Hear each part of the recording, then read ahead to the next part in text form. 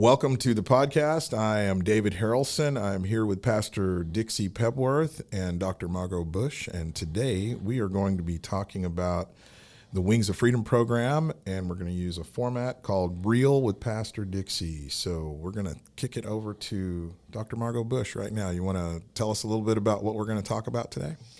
Yeah, we're going to talk about some of the people that came through or are going through the program, and I'm always amazed at the way that people have lived their life before they came to Wings of Freedom, and what their journey was like. It's just crazy to me. And I mean, I know you'll say to me sometimes that, Margot, you're just so naive, and it's because I didn't live in that life. My mother and my father were not cooking meth on their kitchen table.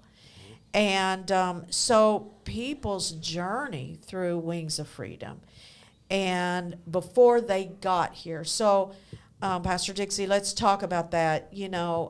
We were just talking about a girl that is in Wings of Freedom currently.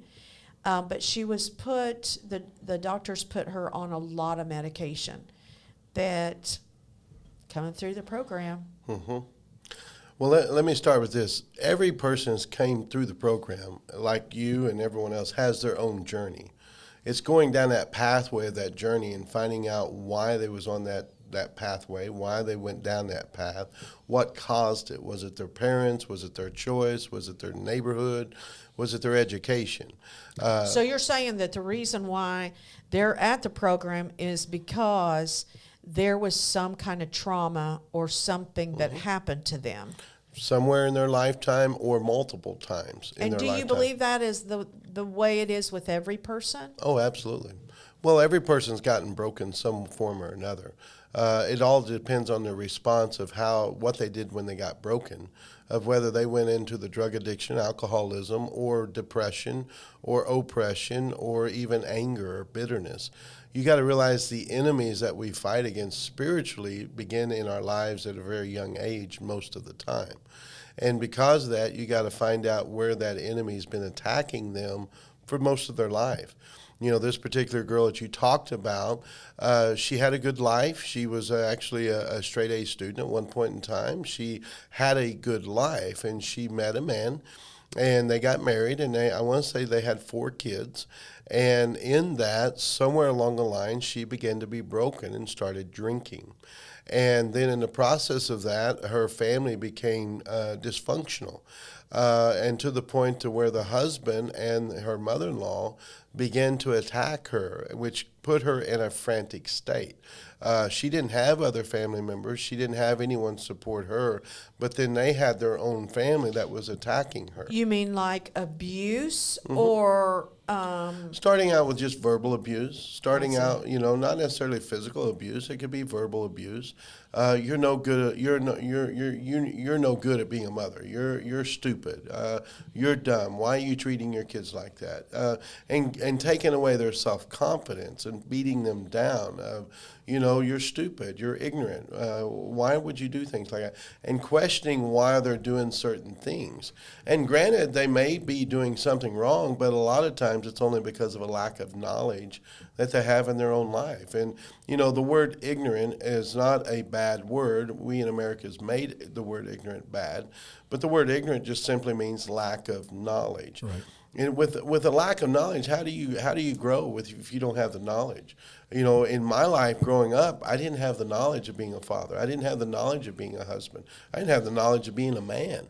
And I was going down a pathway that I had created myself. And why is that, David, you're a great father, and you've got 7? Yes. Yeah, I've got 7 currently. We're looking at maybe one more, so we'll see. 8 children. And so the difference in this is it that your father didn't teach you how to be a father, and yours, David, did?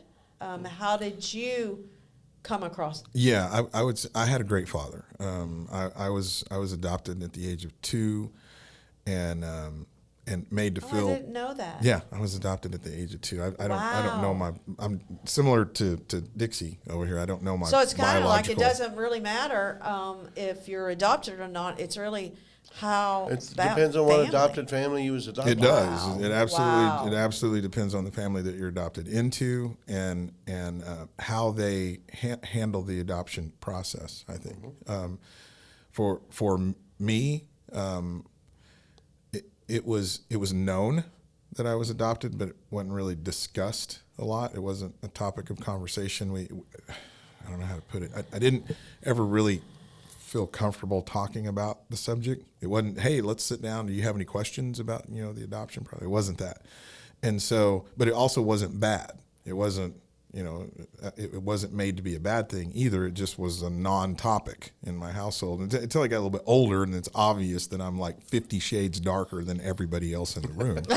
They had to talk about that. Then we had to talk about it. We absolutely, it was a topic a lot at that point. But during the younger years, formative years, it wasn't. And so we've adopted a different, that's the same word, but we've chosen a different path from that, and that is just to be very open and upfront and even inclusive of the biological family if they're not toxic.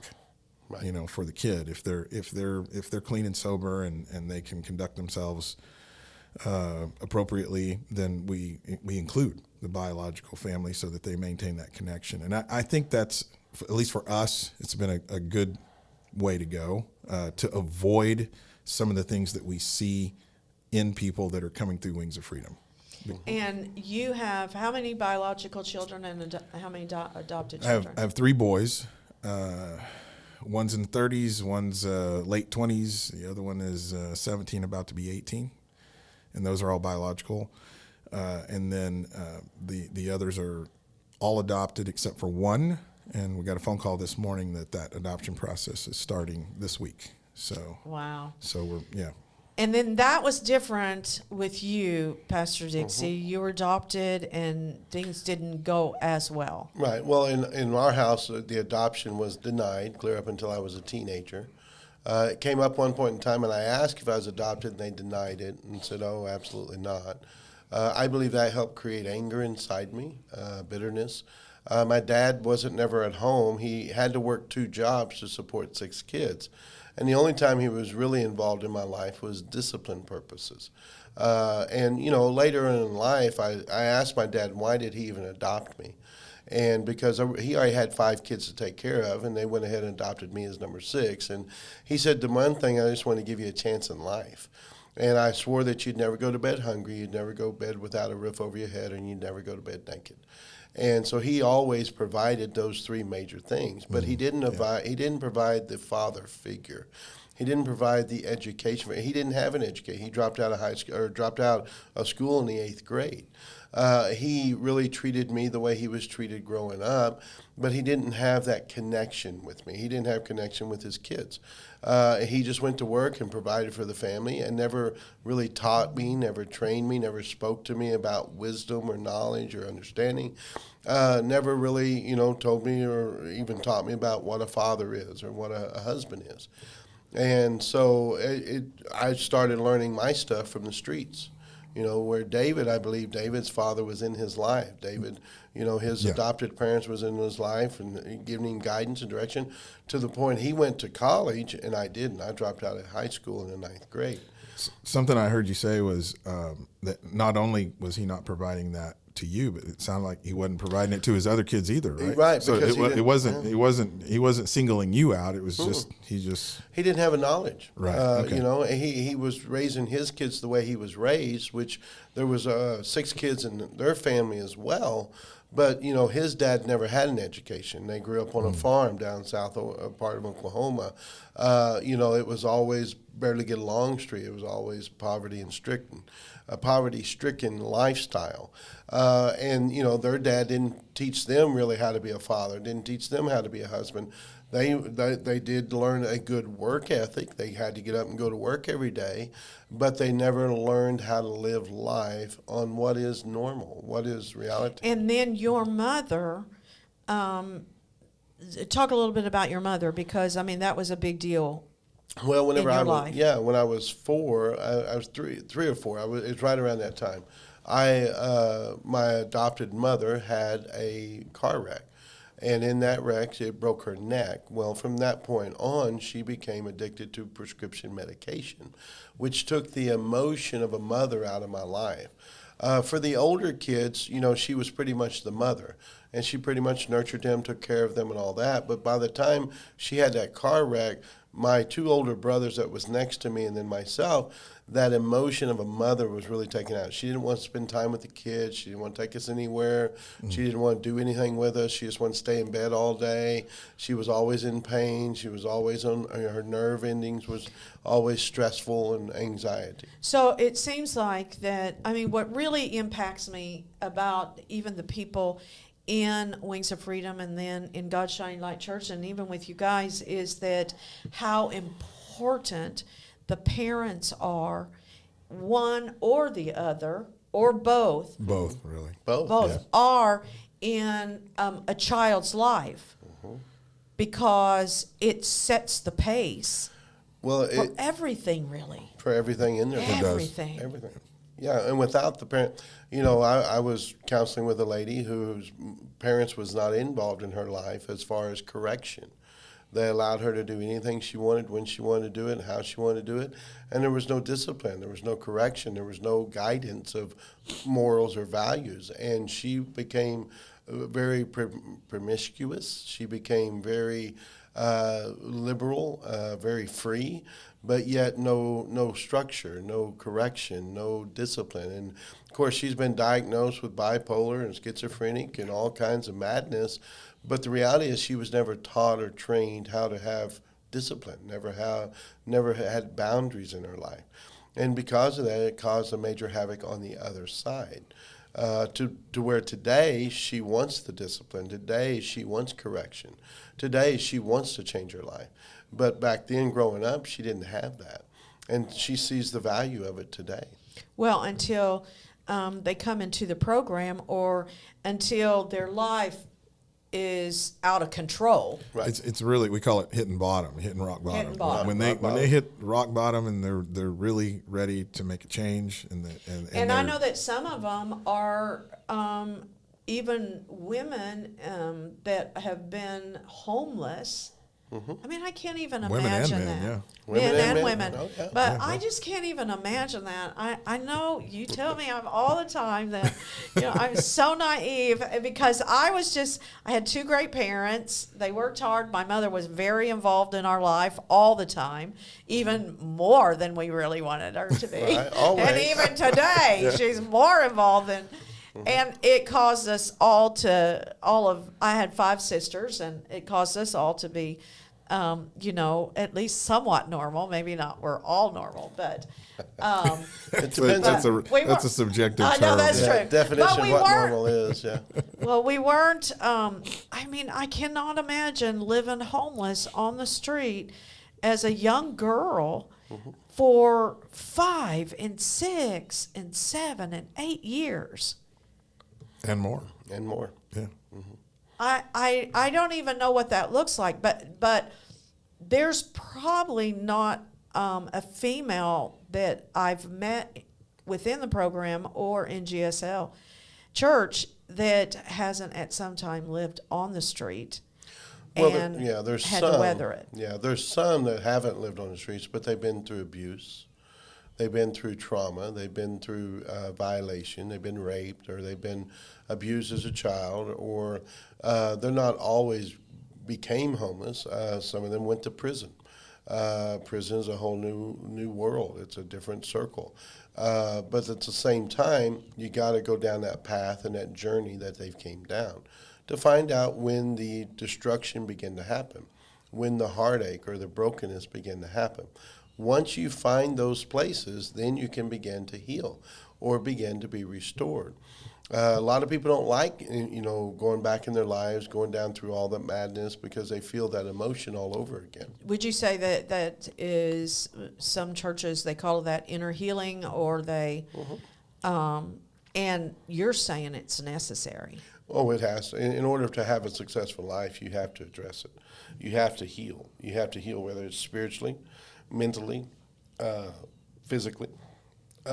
You have to identify the area where you need healing, and then apply the blood and apply the word, apply the love of God. It has to be through love. It's many people, discipline without love creates rebellion. And whenever you're trying to bring healing into someone's life, they have to recognize that discipline is a form of goodness, not badness. Boundaries that has to be set. A person with no boundaries, their life is chaos. But when you start to show discipline and you start to show boundaries, you start to show what is normal or what is this type of life going to get you, then the success alone begins to drive them to do greater things. Well, we used to always say in children's church, because I taught children's church for a long time, and then taught in a lot of churches, is we would say and tell the children's workers even that it was wrong to make a child obey and not teach him how to obey. Correct. Well, that's a good illustration. I agree with that. Because there's a lot of adults that's never been taught how to obey. Well, man, and I watch you, David, with your kids, and wow, what an example. You're just like the ultimate teacher. I'm like, everything is a teaching, and it's so calm. My kids get so tired of it. Another lesson, Dad? Really? Can we just not have fun today, please? Right, I know. But you're just so calm about it, and then you teach them, and they go their way. Yeah, I mean, it's been a blessing. It's truly been a blessing. Is that how your father was to you? It is, yeah. Everything was a lesson. It didn't matter what we were doing. I mean, there was always a lesson to be learned in everything that we were doing. And his overall lesson that kind of overshadowed everything was just never give up, never give in, and never stop. And so that drive was put in at a very, very young age. He took me. He was a traveling salesman in the oil field industry, and so in the summertime I would go with him to all around Oklahoma and Texas in the truck with him, and we would walk into offices, and I mean, he introduced me. This is my son, David Harrelson. I never felt lesser than. And so, but he would, and I did the same thing, excuse me, I did the same thing with my boys. During the summer, I would bring them to my office.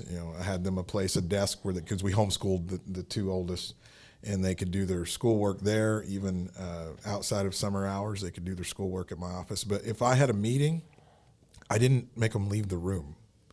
They stayed, they participated, and then as they got a little bit older, I'd say about 14 or 15, I wasn't really grooming them to come to work for me, but I would sometimes have them make a presentation to the customer, have them make a presentation to a small audience, and then that translated into a little bit later on having a role in the church and taking leadership positions as youth leaders and stuff like that. So what confidence it builds in.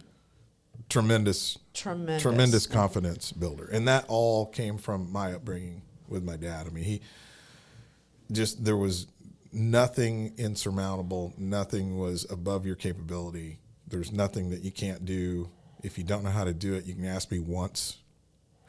But you better pay attention, because I'm not going to tell you a second time. It was like that. So. And so the difference is you being raised on the street. Mm-hmm. By people who were out of control themselves as well. Right. People that didn't have his best interest at heart. Right. Yeah, they didn't care. They was out for their own. They had a personal motivation, Absolutely. Yeah, but they didn't. There was no training. There was no warning. There was no sign. There was no. My dad never taught me. He never came to any academics. Never came to any sporting events. 2 weeks out of the year, we would go on vacation, and basically 2 weeks out of the year, he'd be a dad to me. Take me fishing, take me swimming, take me, hiking. We'd play in a boat and various other things, but that was only 2 weeks out of the year.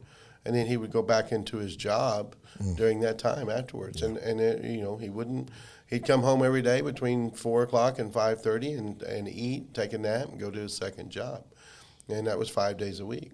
So let's get back to some of the people or a lot of the people in Wings of Freedom, is they're dealing with these same kind of issues that you dealt with, and you handle them with an amazing amount of patience and love. It's like you get a second chance and a third chance and a fourth chance. Why is that? Why do you feel that way? A lot of that just depends on them. Now, whenever there's a second, third, and fourth chance, is there an act of repentance? Is there a desire of a cry of the heart? Is the heart crying out and the head won't let it? You know, what's really going on? You got to see, is God even working? Because you got to realize if someone is not following the rules and they have a bad attitude and they're going to do anything they want, when they want, and how they want, well, then, no, I don't treat them with mercy and grace. They can be judged and removed from the program immediately, only because all that does is cause more rebellion and more disruption. But if they have an attitude of, Pastor, help me, I want help, I just don't know how to get it. And that's the major key. And you really understand that. Absolutely, because there was a time I didn't have a knowledge.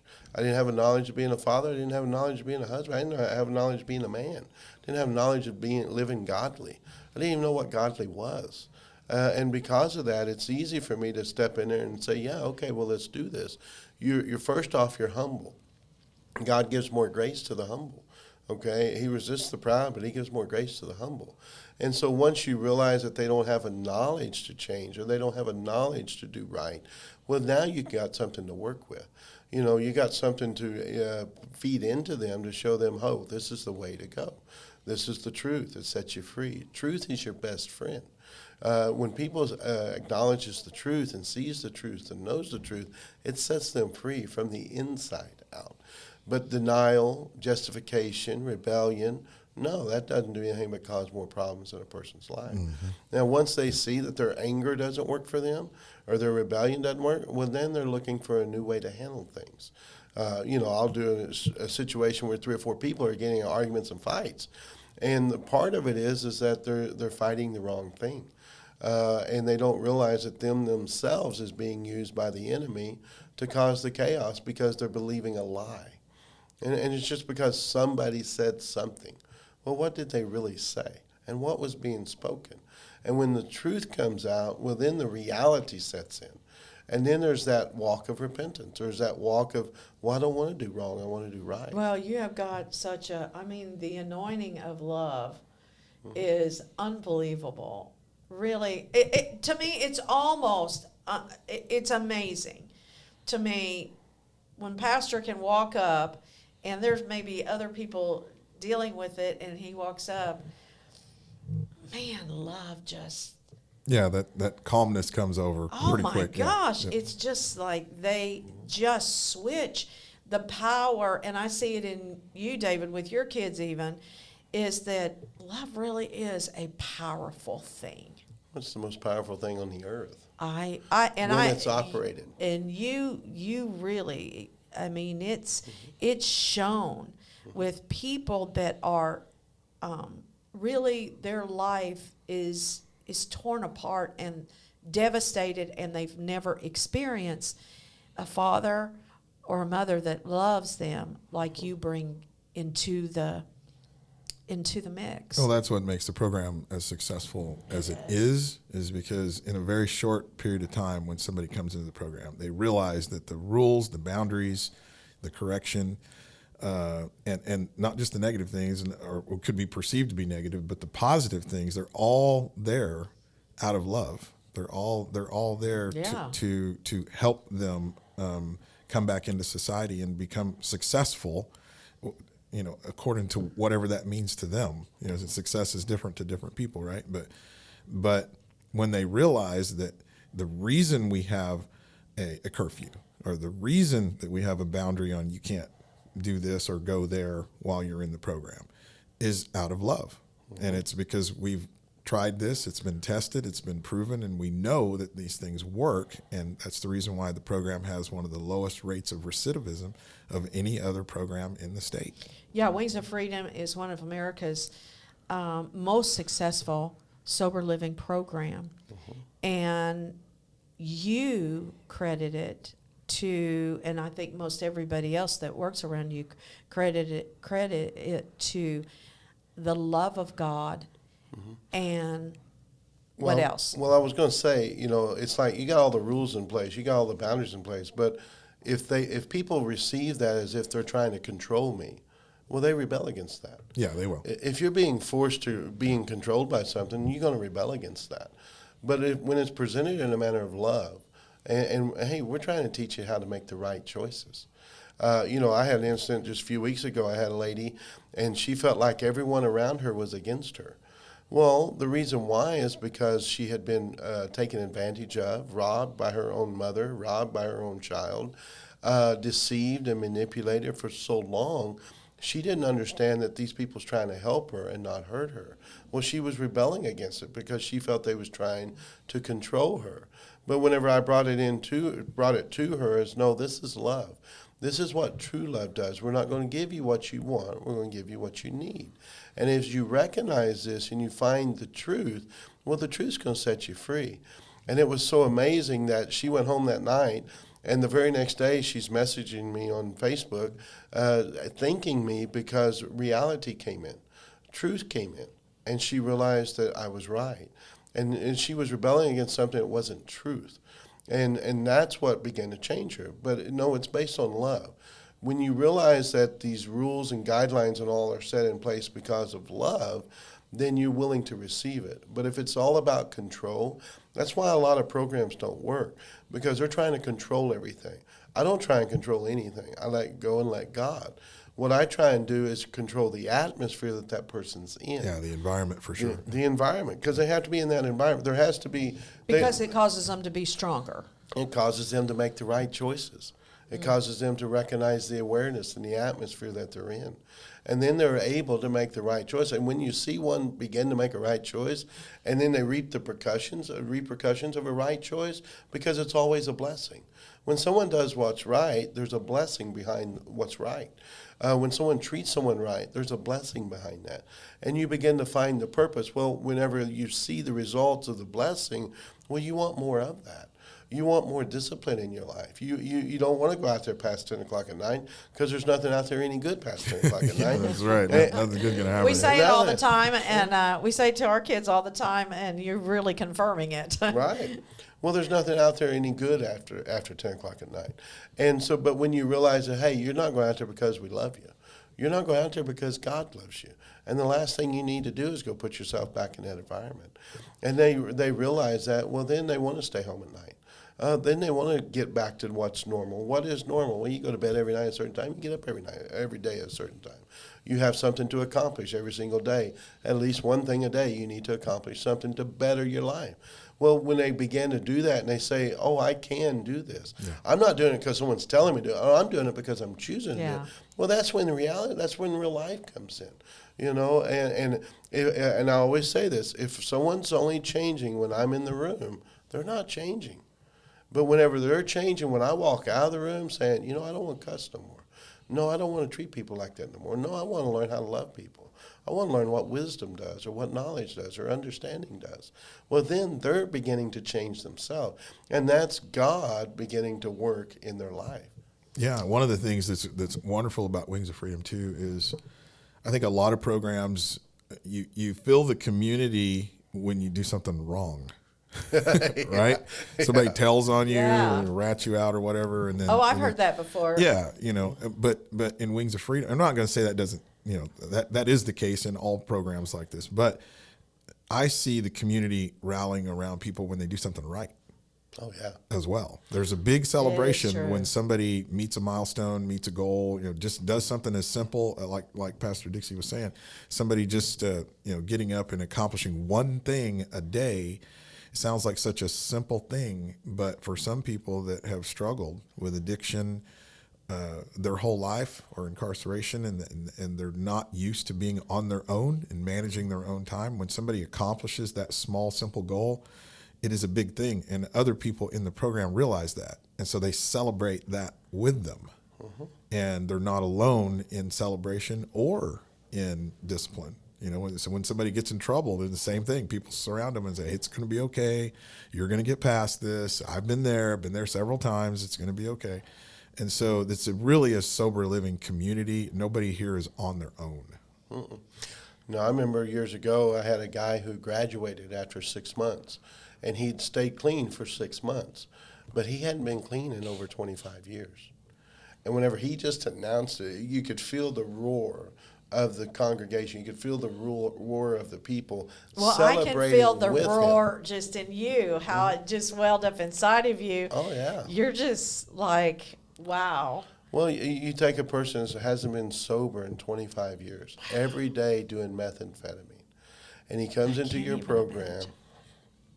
He comes in your program for 6 months. You keep him clean, and his whole countenance has changed. His whole life has changed, and he's the one saying, "I don't want that life no more. Yeah. I don't want to walk down that path no more." To see that sobriety, to see that love, to see that change, yeah, it impacts your heart. It helps you to see salvation at work. And that's what makes the difference. And just to see that, and even today, has he been perfect since then? No. He actually wound up going around that mountain again because he got into a bad relationship, and he also lost a son and to death. And you know, when you've experienced those tragedies, well, what's going to happen? You try and go back to your numbing. You go back to your Egypt. Well, we're pulling him back out again. But today he knows he doesn't want that life. He doesn't want. Yeah. He saw the glimpse of something better. And when you can show someone something better, a better way of life, because it's not about a religion, it's about a way of living that is better for them, that they enjoy so much more. It just changes everything in their life. And once again, I don't have to be there for them to change. They want to change because they learn something different, and they see it in action. They see the love. They feel the love. They see the blessing of God. They feel the blessing of God. And that just changed it. They have a peace that they never had before. They have a joy they've never encountered before, except while they was high, and that really wasn't joy. You know, they have a love that they never knew was possible in their lives. I mean, you take a person and spend all their life in prison. You know, I got one guy, he went to prison at 17, didn't come out until he was 31. Well, all he knew was savage living. All he knew was living in a jungle. Wow. And he was so strung out and so messed up, not only in prison, but also out of prison. And he came to our Wings of Freedom program and totally changed his life. He wanted to live for God. His mama had always told him about God, but he didn't know how to live for God. And so in that, when he came out of prison, he wanted to have something different. And coming here, it was addressed in a whole different way. Our rules was not based on control. Our rules was based on environment to keep him sober. And when he realized that, he quit rebelling, and it changed him forever. Wow. Well, this is Real with Pastor Dixie, and we're going to have a lot of conversations about people that have been in prison, homeless, been in drug addiction for years and years and years, and how that just having the opportunity to come and be a part of your program, being a part of you and your journey, gives them hope, gives them help, brings healing to them. And so I'm Margot Bush. I'm David Harrelson. And I'm Pastor Dixie Pepworth. And this has been Real with Pastor Dixie. If this podcast has touched you and maybe you're in a situation where you need help, you can look us up at www.wingsoffreedom.com. Wings of Freedom OK. Wingsoffreedomok.com. There we go. So go to the website and check us out. There's an application process there you can fill out, and we would love to have you come into our program and start the process of having God change your life forever. That's right. Amen. Amen.